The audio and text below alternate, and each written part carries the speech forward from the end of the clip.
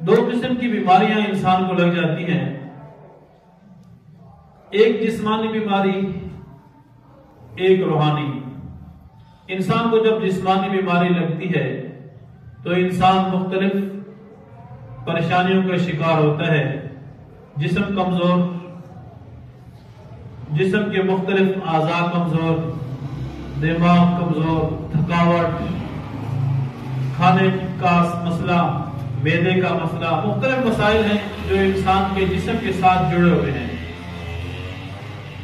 اور وہ بیماریاں انسان کے جسم کو آہستہ آہستہ کمزور کر جاتی ہیں، مفلوج کر دی جاتی ہیں، انسان کمزور ہوتا جاتا ہے، اور وہ بیماری جب تک انسان کے جسم کے اندر موجود رہے گی انسان کے لیے پریشانی کا باعث بنتی ہے۔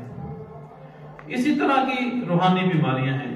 روحانی بیماری کوئی بھی ہو، وہ بھی انسان کے اندر کی کیفیت کو مسلسل متاثر کرتی رہتی ہے، مسلسل پریشان کرتی رہتی ہے، اور اس کے اندر کے حصے کو، باطن کو، اس کے دل کو، اس کی روح کو، اور انسان کی ایمانی کیفیت کو، ایمانی احساسات کو وہ مسلسل متاثر کرتی ہے، یہاں تک کہ انسان کا دماغ، انسان کی روح، انسان کے احساسات، انسان کا دل، انسان کا ضمیر کمزور ہوتا ہوتا مکمل مفلوج ہو جاتا ہے، اور پھر وہ مرض اس کے باطن کا بھی حصہ بن جاتا ہے، جیسے انسان کا ظاہری جسمانی بیماری جب انسان کے ساتھ مستقل رہنا شروع ہو جاتی ہے تو وہ بیماری انسان کے جسم کا حصہ بن جاتی ہے۔ تو جیسے جسمانی بیماریوں سے بچنے کے لیے ہمیں معالج کی ضرورت ہے، ہمیں احتیاطی تدابیر کی ضرورت ہوتی ہے، ایسی ہی روحانی بیماریوں سے بچنے کے لیے ہمیں معالج کی بھی ضرورت ہے، اور بہتر سے بہتر احتیاطی تدابیر اپنانے کی بھی ضرورت ہے۔ ان بیماریوں کی فہرست بہت زیادہ ہے جو ہمارے دل کو لگتی ہیں، ہماری روح کو لگتی ہیں، ہمارے احساسات کو، ہمارے ایمان کو، ہمارے قلوب کو متاثر کرتی ہیں۔ ان میں سے جو بڑی بیماریوں میں سے ایک بیماری ہے وہ حسد ہے۔ حسد سمیت کوئی بھی اخلاقی بیماری جب بھی کسی قوم کے اندر پیدا ہو جاتی ہے، چاہے وہ بغض کی بیماری ہو، کینے کی بیماری ہو، غیبت کی بیماری ہو، چغل خوری کی بیماری ہو، یہ وہ مختلف بیماریاں ہیں جو ہمارے معاشرے میں پنپ رہی ہیں، اور جس معاشرے کے اندر اخلاقی برائیاں پنپنا شروع ہو جائیں، بڑھنا شروع ہو جائیں، اس کی بڑھوتری شروع ہو جائے، وہ معاشرہ اتنی ہی تیزی سے تنزلی کا شکار شروع ہو جاتا ہے۔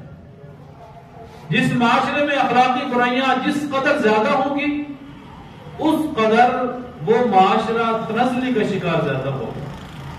تو اپنے معاشرے کو درست رکھنے کے لیے بھی ہمیں اخلاقی برائیوں سے، روحانی بیماریوں سے اپنے آپ کو بچانا اور اپنے قرب و جوار کے معاشرے کو بچانا ضروری ہے۔ اور حسد کی بیماری اتنی سخت ہے کہ جس کے متعلق اللہ تبارک و تعالی نے خود ارشاد فرمایا وَمِن شَرِّ حَاسِدٍ إِذَا حَسَدَ، اتنی بڑی بیماری جس سے پہلے والی آیات میں قُلْ أَعُوذُ بِرَبِّ الْفَلَقِ مِن شَرِّ مَا خَلَقَ وَمِن شَرِّ غَاسِقٍ إِذَا وَقَبَ وَمِن شَرِّ النَّفَّاثَاتِ فِي الْعُقَدِ، ساری بیماریوں کا، سارے دشمنوں کا ذکر کرنے کے بعد آخر میں اللہ نے فرمایا وَمِن شَرِّ حَاسِدٍ إِذَا حَسَدَ۔ معلوم ہوا کہ یہ بہت بڑی بیماری ہے، اور یہ جب کسی معاشرے میں پیدا ہو جائے گی، کسی معاشرے میں پھیلے گی تو اس معاشرے کو تہ و تہ کر دے گی، اس معاشرے کو نیست و نابود کر دے گی، وہ معاشرہ کسی کام کے قابل نہیں رہے گا۔ تبھی تو اللہ تبارک و تعالی نے قرآن کے اندر فرمایا کہ اس بیماری سے اپنے آپ کو اللہ کی پناہ میں لے آؤ، اللہ سے معافی مانگتے رہو، اللہ سے پناہ مانگتے رہو، یا اللہ مجھے اس بدترین اور ناسور بیماری سے محفوظ فرمانا۔ حسد ہے کیا؟ حسد کے بارے میں ایک صاحب لغت نے بہت خوبصورت جملہ ارشاد فرمایا، کہتے ہیں کہ تو یہ حسد اسی بیماری سے نکلا ہے کہ جیسے وہ کیڑا انسان کا خون چوستا ہے، اسی طرح یہ حسد بھی انسان کا خون چوستا ہے۔ کس کا؟ جو آدمی حسد کرنے والا ہوتا ہے اسی کا خون چوسا جا رہا ہوتا ہے، اور اس بیچارے کو محسوس تک نہیں ہوتا۔ یہ کیڑا بھی دکھائی نہیں دیتا جب انسان کے جسم کے ساتھ چپکا ہوا ہو۔ اور امام راغب اصفہانی فرماتے ہیں کہ حسد کا اصطلاح شریعت کے اندر معنی یہ ہے کہ حاسد کی دل کی خواہش ہوتی ہے کہ جو نعمت اس آدمی کے پاس ہے وہ اس سے چھن جائے، زوال نعمت، کہ جو نعمت میرے اس بھائی کے پاس ہے، میرے دوست کے پاس ہے، میرے گلی محلے میں رہنے والے کسی فرد کے پاس ہے، وہ نعمت اس سے چھن جائے، کسی حسد کہتے ہیں۔ کسی کی نعمت کے چھن جانے کی تمنا اور حسرت کرنا کسی حسد کہتے ہیں۔ اور حسد ان بیماریوں میں سے ہے کہ جس شخص کے اندر حسد پیدا ہو جائے وہ روحانی طور پر بے چین رہتا ہے، اسے سکون نصیب نہیں ہوتا، سکون اس کی زندگی سے ختم ہو جاتا ہے، سکون مٹ جاتا ہے، اسے سکون اللہ تعالیٰ توفیق بھی نہیں دیتے سکون کی۔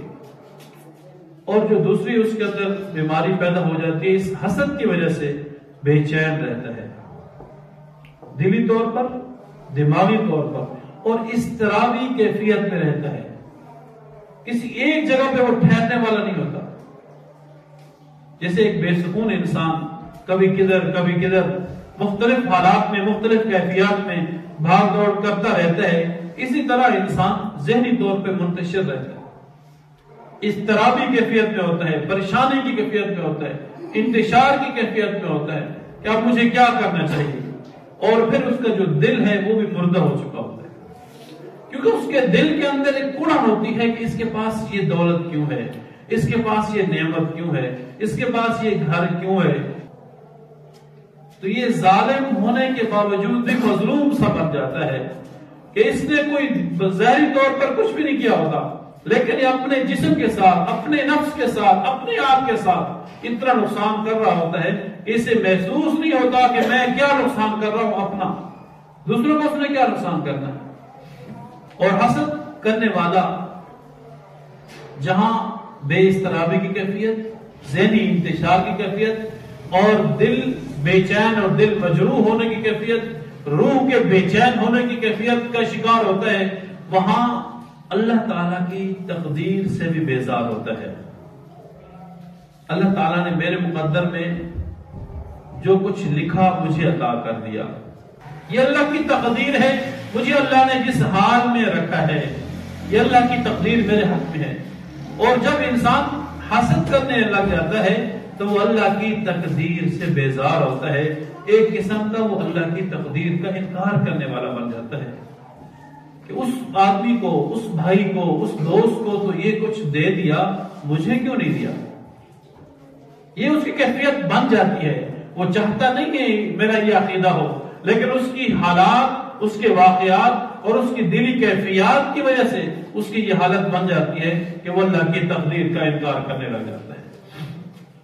اور حسد اتنی گندی بیماری ہے کہ جو اللہ تبارک و تعالی کہ قرآن کے اندر بھی اس کا تذکرہ اور حدیث پاک کے اندر رسول اللہ صلی اللہ علیہ وسلم کا جو فرمان ہے، فرماتے ہیں کہ لا یجتمعان فی قلب عبد، کسی انسان کے دل میں دو چیزیں جمع نہیں ہو سکتی، نمبر 1 الایمان، نمبر 2 الحسد، یا ایماندار ہوگا یا حاسد ہوگا۔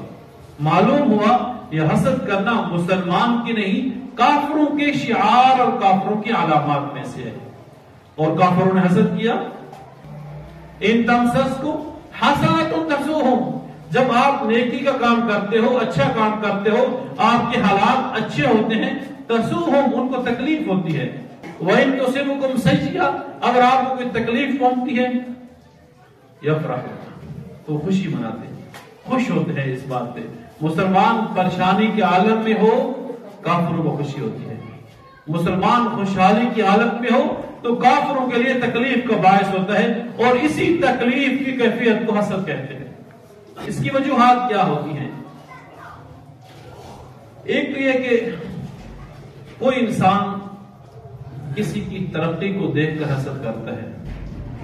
دو بھائی ہیں، دو خاندان ہیں، دو قومیں ہیں، دو دکاندار ہیں، دو تاجر ہیں، کسی بھی مثال آپ دے سکتے ہیں.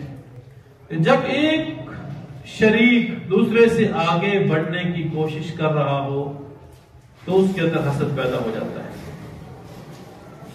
اب صحابہ کرام رسول اللہ صلی اللہ علیہ وسلم پر ایمان لائے. یہ کون لوگ تھے؟ قبائل سے جن کا تعلق تھا، مختلف قوموں سے تعلق تھا، اور انہی کے رشتہ دار کافر تھے. انہی میں سے، انہی کافروں میں سے لوگ مسلمان ہو کر آئے. اب تکلیف کیا ہوئی؟ اب دیکھیں، دونوں ایک ہی پلیٹ میں کھایا کرتے تھے، ایک ہی گھر میں رہا کرتے تھے. ایک بھائی نے ایمان قبول کر لیا، اسلام قبول کر لیا. اب دوسرے کو تکلیف شروع ہو گئی، اور پھر اللہ تعالیٰ نے اس تکلیف کی کیفیت کو بیان فرمایا.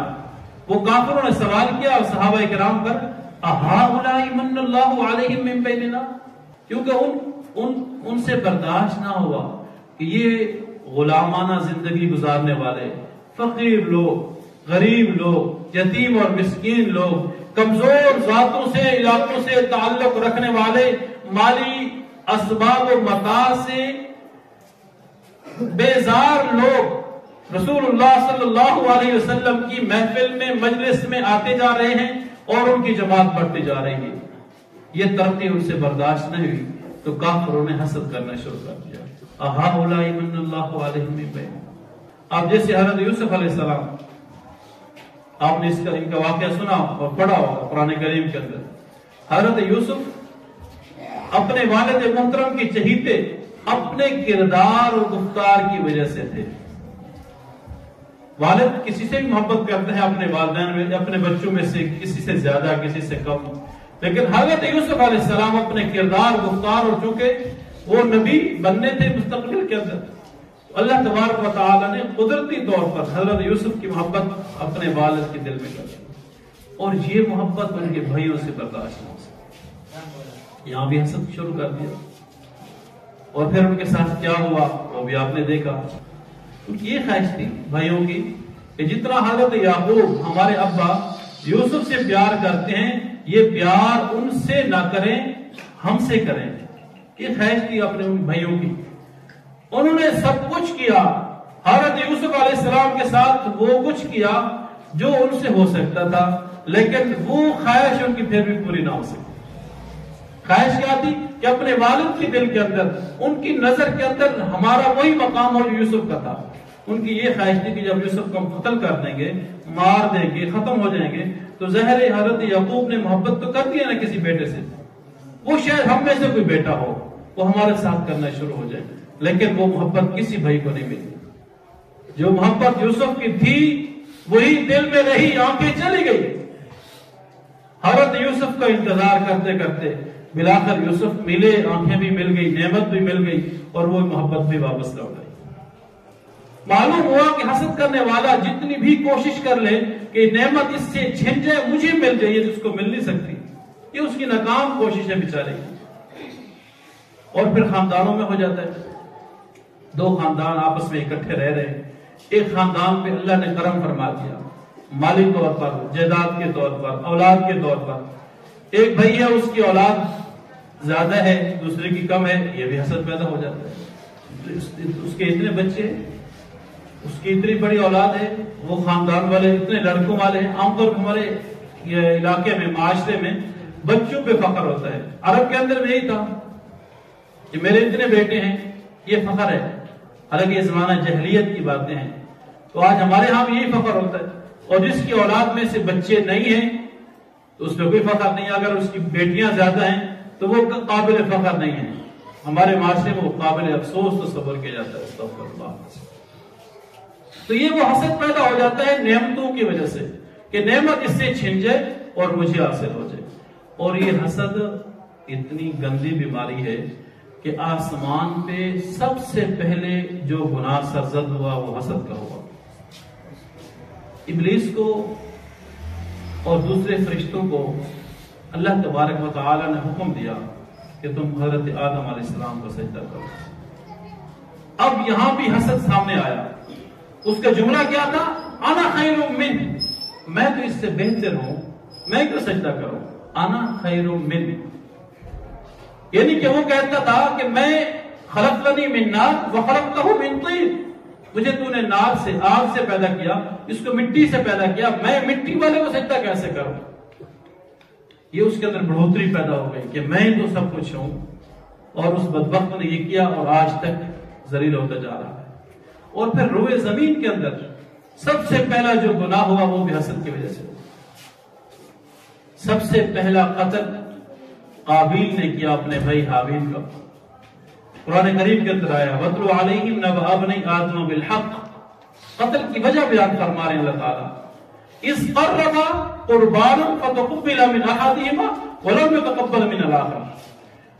تو اللہ تعالیٰ نے فرمایا کہ ایک بھائی کی قربانی قبول ہوئی، یعنی کہ جل گئی، آگ اس کو کھا گئی، اور ایک پڑی رہی، جس کی پڑی رہی وہ قابیل تھا، جس کی چلی گئی وہ حابیل تھا۔ دیکھیں حابیل کی عزت قابیل سے برداشت نہ ہوئی، حابیل کا مقام قابیل کو ہضم نہ ہوا اور وہ اس نتیجے تک پہنچ گیا۔ اور یہی وہ حسد ہے جو انسان کے فتنے اور فساد تک پہنچنے کا اور پہنچانے کا ذریعہ بن جاتا ہے۔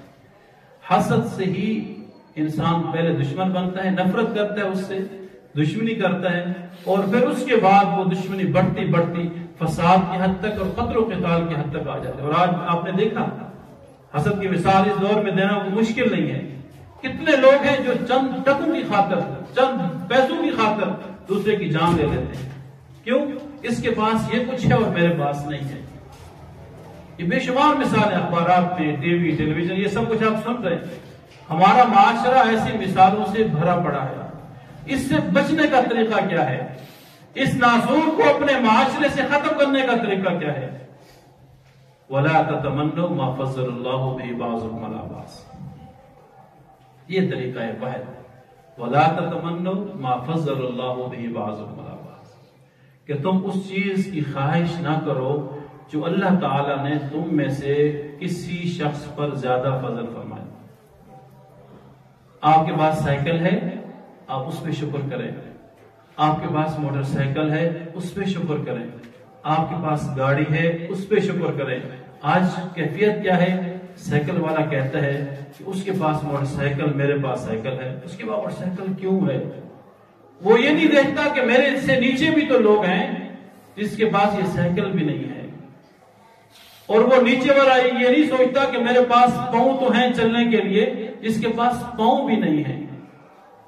اگر ہم اوپر سے نیچے کی طرف سوچنا شروع ہو جائیں تو یہ حسد کی بیماری ہمارے اندر سے ختم ہو جائے۔ ہم چاہتے کیا ہیں؟ جو کچھ اس کے پاس ہے وہ کیوں ہے وہ میرے پاس آ جائے۔